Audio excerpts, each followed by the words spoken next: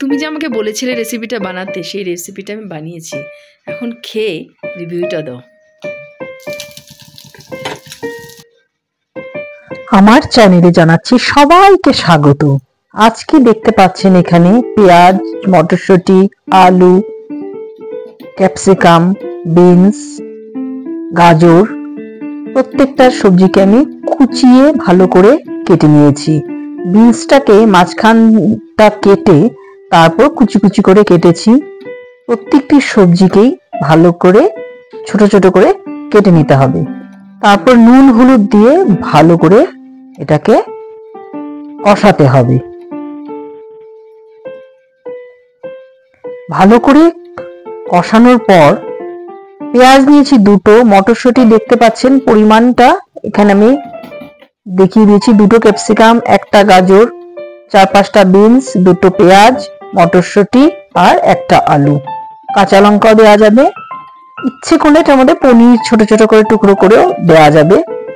আর নিরামিষ করলে পেঁয়াজটা বাদ দিয়ে পনির বা ফুলকপি আরো কোনো সবজি যদি দেওয়া যায় এটার মধ্যে দিতে পারবেন। তো ভালো করে কুচিয়ে কেটে কড়াইতে রিফাইন তেল দিয়ে তরকারিটাকে রান্না করতে হবে। কড়াইতে সরষের তেল দিলে হবে না, সরষের তেল দিলে এটা টেস্টটা একটু অন্যরকম হয়ে যাবে। কড়াইতে অল্প রিফাইন তেল, খুব একটা বেশি লাগবে না, রিফাইন তেল দিয়ে এটার মধ্যে আস্তে আস্তে সব সবজিগুলোকে ছেড়ে নুন হলুদ দিয়ে ভালো করে সাঁতলে নেব।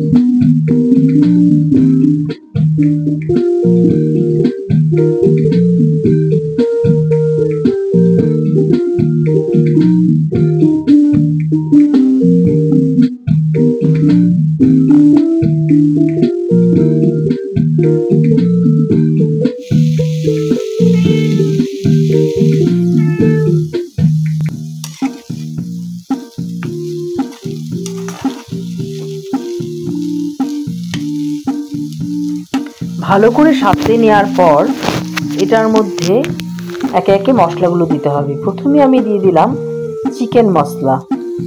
আপনারা যদি চিকেন মশলা না খান তো জিরের গুঁড়ো, ধনে গুঁড়ো, তারপরে দিলাম ধনে গুঁড়ো দিতে পারেন। তারপরে দিলাম লাল লঙ্কার গুঁড়ো, না চাইলে কাঁচা লঙ্কা দেবেন। দিয়ে ভালো করে মশলাটাকে কষিয়ে এটার মধ্যে যদি বাদাম বাটা শুকনো খোলায় ভেজে দেওয়া যায়,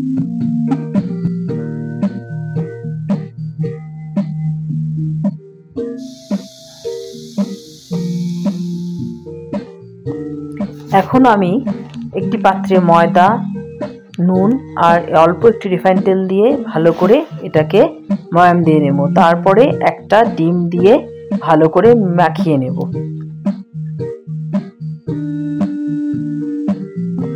ভালো করে ময়দাটাকে মাখানোর পর অল্প অল্প করে এক চামচ করে উষ্ণ গরম জল দিতে হবে। হাতে জলটা নিয়ে দিতে হবে। যদি জল বেশি হয়ে যায় তো ময়দাটা কিন্তু ভীষণ পাতলা টাইপের হয়ে যাবে, তখন এটা বেলা যাবে না। তো সাবধানে হাতে অল্প অল্প করে জল নিয়ে ময়দাটাকে মাখতে হবে।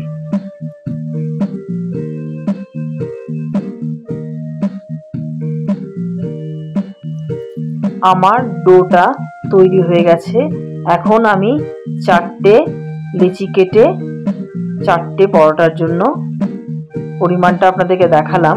4টে পরিমাণের জন্য যতটুকু জিনিস দরকার ততটুকুই আমি দিয়েছি। এখন আপনারা পাতলা পাতলা করে এটাকে বেলে নেবেন।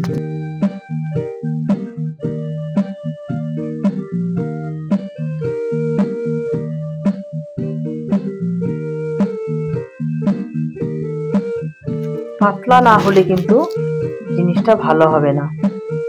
যত পাতলা হবে, একদম কাপড়ের মতন, রুমালি রুটির মতন পাতলা করতে পারলে তা আরো ভালো। যতটা পাতলা সম্ভব ততটা পাতলাই কিন্তু করতে হবে। আমার পরোটাটা ভাজা হয়ে গেছে। আমার এটা কিন্তু একটু পুরো হয়ে গেছিল, তার জন্য আমাকে একটু ফোল্ড করতে একটু অসুবিধেতে পড়তে হয়েছিল। তা আপনারা খুব পাতলা করে এটাকে বেলবেন, বেলে সুন্দর করে বানাবেন।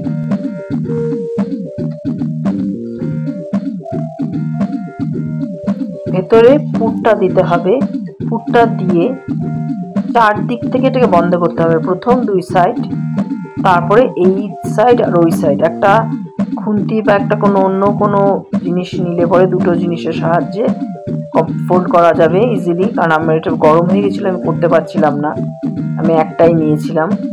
আপনারা কোনো এরকম টাইপের জিনিস দিয়ে করবেন, চিমটা সাইজের কোনো জিনিস থাকলে টাইপের ওটা দিয়ে করলে খুব ভালো হবে।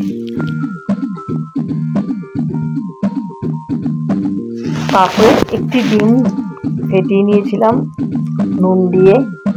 যদি চান আপনারা খুব পাতলা করে পেঁয়াজ দিতে চান দিতে পারবেন, দিয়ে এটাকে এটার উপরে দিয়ে এরকমভাবে উল্টে পাল্টে নিলেই এটা ফোল্ড হয়ে যাবে। এটাকে এখনই ডিমটা কাঁচা থাকা অবস্থাতেই এটাকে উল্টে দিতে হবে, যাতে ডিমটা, বা আরেকটা করতে পারেন, ডিমটাকে ছেড়ে কিছুটা উল্টো দিকটা প্রথম দিয়ে বন্ধ করার জায়গাটা, তারপরে উপর থেকেও ডিমটা দিতে পারেন, তাহলে হয়তো বা এরকম উল্টাতে অসুবিধে হবে না। আপনারা আমার রেসিপিটা বানাবেন, বানিয়ে কিরকম লাগছে সেটা জানাবেন অবশ্যই।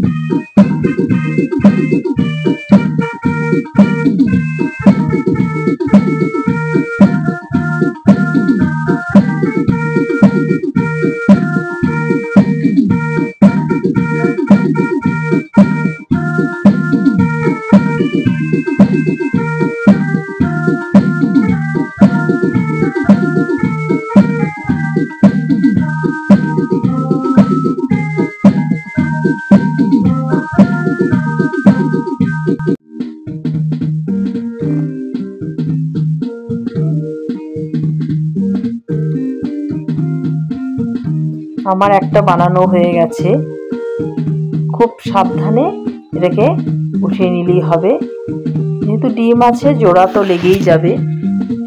তো টমেটোর সস বা কোনো চাটনি দিয়ে খেতে পারবেন, পুদিনার চাটনির মধ্যে মেয়োনিজ বা টমেটো সসের মেয়োনিজ লাগিয়ে খেতে পারবেন। আরেকটা করেছি, এটা আমি পাতলা করে করেছি, আর অতটা আগেরটা একটু ভাজাটাও বেশি হয়ে গেছিলো, একটু নরম থাকতেই আমি দিয়ে ফোল্ড করে নিয়েছি। আমার জিনিসটা খুব সুবিধা হয়েছে, পরে সঙ্গে সঙ্গে উল্টে দিতে হবে, তারপর কিন্তু ডিমটা ছড়িয়ে যায় ঠিকই, পরে পুরো ডিমটাই এটার মধ্যে লেগে যায়, তারপরে আর কোনো অসুবিধা হয় না।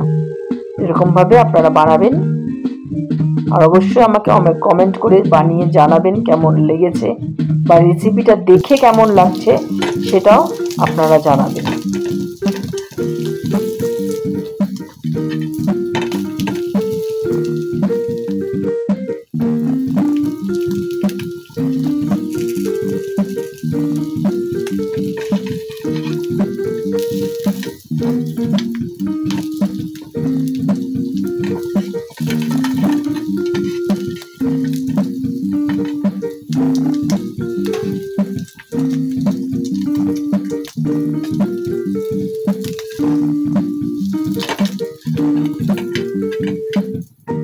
তুমি যে আমাকে বলেছিলে রেসিপিটা বানাতে, সেই রেসিপিটা আমি বানিয়েছি, এখন খেয়ে রিভিউটা দাও, কেটে বলো খেয়ে কেমন হলো। খুব ভালো। হ্যাঁ, খুব ভালো।